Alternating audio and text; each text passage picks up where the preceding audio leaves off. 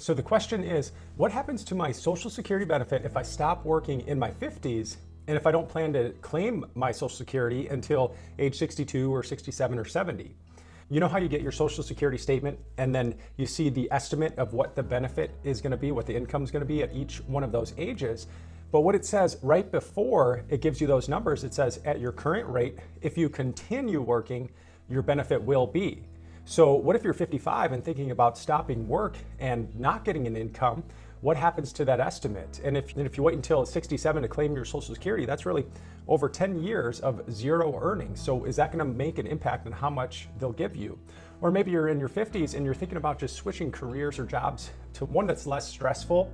Maybe it gives you more time freedom, but also it's going to pay you half or a quarter of what you might be earning now. Is that going to impact your Social Security benefit? It most likely will, and I'll show you how to find out how Social Security gets impacted. But before I do, I just want to say hello. I'm Dave Zoller, and I run a wealth management firm, Streamline Financial, with my business partner, Tim, and we help people plan for their ideal retirement. If you're thinking about retirement, subscribe to this channel because I'll put a new video each week out that could help you improve what you're currently doing. And also look in the description below because there's some free resources there for you.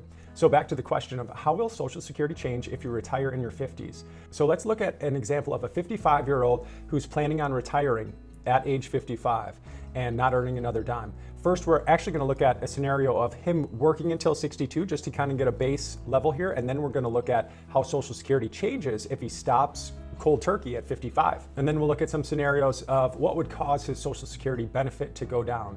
And a key number to remember here is that the Social Security Administration takes your highest 35 years of income and uses that to calculate your benefit. So if you had 35 years of making $100,000 per year, and you estimate that you're going to continue to work for another 5 years, and we're also estimating that you just make $100K per year, same as you have been, then those additional working years won't really impact your Social Security benefit, if that makes sense. So that 35-year number is important here.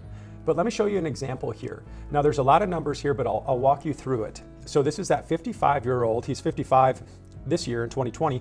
He started working in 1985, and he started to ramp up as his career, as he progressed in his career, he started to get higher and higher wage. And then I just set it at a max of $120,000 per year is what he earned. And now it's 2020. And again, this is last year, but 2020, and he's thinking about retiring now. For this scenario, he said, well, let's say I continue to work for another few years because I'm worried about this Social Security number.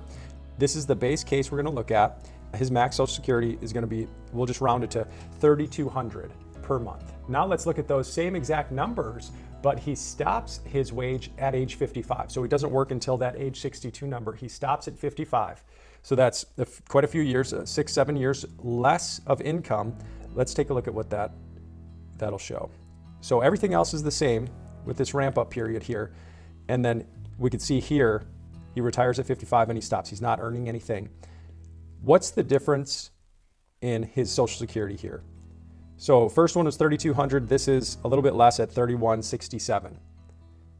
So that's pretty interesting, right? There's not much of a difference in what he was earning or what he could earn from Social Security, even if he worked those extra years. And it's because he has a long history of earning a pretty good income. And we're going to change this in a minute to see what if the income was lower for, say, half of this time period. So I'll look at that next. Now, as you're planning these things and planning your retirement and Social Security is an important key factor to your plan, right? But there's really 4 other parts. Really, Social Security just fits into one of the 5 parts, which is your income plan. Your income plan is kind of like, yes, Social Security strategy, but also your withdrawal strategy. Really, how much do you need and what accounts are you going to take it from? Now, that is really one of the best ways that you can reduce how much tax you pay is your withdrawal plan. So we spend a lot of time there. But there's other key parts of your retirement plan, and those are, if I can get to them, are these things. We're talking about the income plan right now and the withdrawal plan, and then also the tax plan.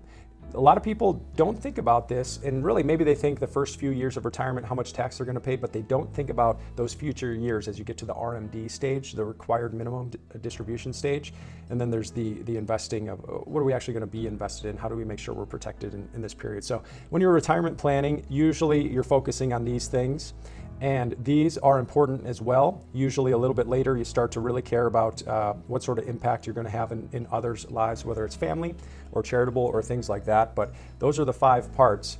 Social Security is important, but it's not the only thing. So if you're working with an advisor who's really just focusing mainly on the investing side, and he's not coordinating or she's not coordinating all of these other parts, please reach out to me for a free call, because I'd be glad to look at your plan and then see if there's ways to improve it, just so you could feel more confident with what you're doing and the direction that you're going. So sorry for the tangent, but back to that 55-year-old, and now we're gonna look at what if it took a while for him to start earning a pretty good wage. Now, in the past examples, he was earning $120,000 in quite a few years, in his late 20s. But now let's take a look. He's got lower income, so you can see this. Sorry for the small numbers here, but lower income all the way until 1999, when he is 35. And then he has 20 good years of earning $120,000. How does this impact if you were to stop working at age 55 and forget about these last few years of earnings potential?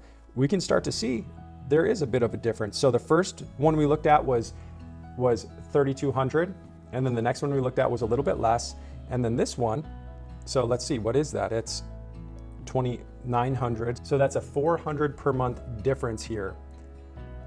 I would have thought, just by looking at these numbers, I would have thought that the Social Security benefit would have been a lot less.